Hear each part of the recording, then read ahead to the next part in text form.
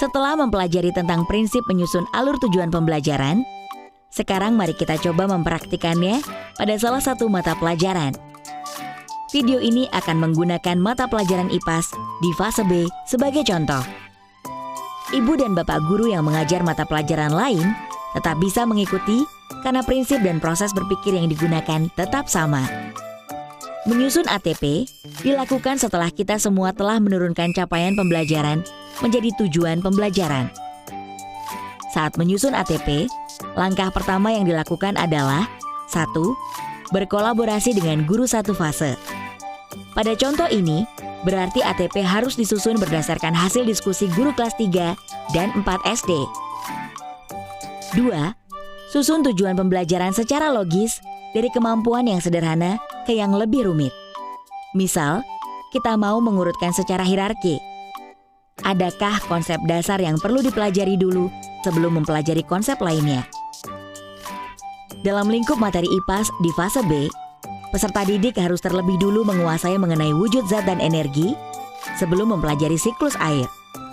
Atau, sebelum mengidentifikasi tempat tinggalnya di tingkat provinsi, peserta didik perlu mengidentifikasi dulu wilayah tempat tinggal dimulai dari level desa atau kelurahan, kecamatan, dan kabupaten atau kota.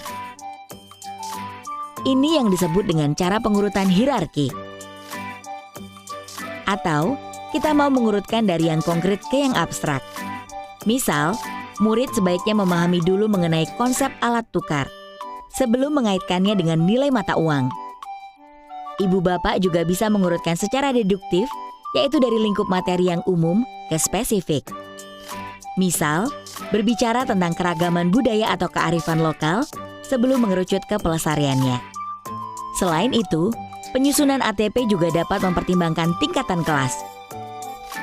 Karena satu fase bisa terdiri dari 1 sampai dengan 3 tahun, kita bisa mempertimbangkan mengenai konsep yang sebaiknya diajarkan di level kelas yang lebih tinggi, karena sudah masuk ke konsep yang lebih abstrak atau kompleks. Misal dalam contoh IPAS di fase B, pendidik berpendapat pemahaman mengenai sejarah sebaiknya diajarkan di kelas 4 karena membutuhkan tingkat literasi yang lebih baik.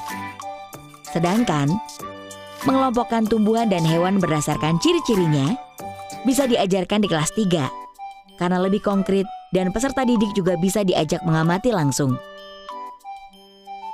Dengan beberapa cara pengurutan tadi, akhirnya tersusunlah ATP dengan gambaran besar sebagai berikut.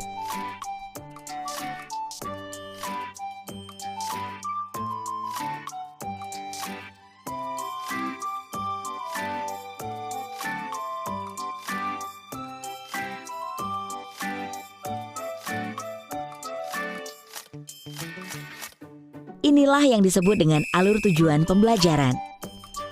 Sebuah rangkaian peta belajar murid dalam satu fase yang disusun agar murid mendapatkan pengalaman belajar yang berkesinambungan menuju capaian pembelajaran yang diharapkan di akhir fase. Itulah contoh cara menyusun ATP. Jika kita ulas kembali, ada 2 langkah yang dilakukan, yaitu 1.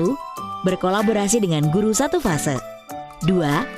Dan menyusun urutan tujuan pembelajaran secara logis. Ibu bapak guru bisa memilih cara pengurutan yang sesuai dengan karakteristik mata pelajarannya. Bisa juga mengkombinasikan beberapa metode seperti yang dilakukan pada contoh ini. Selamat mencoba!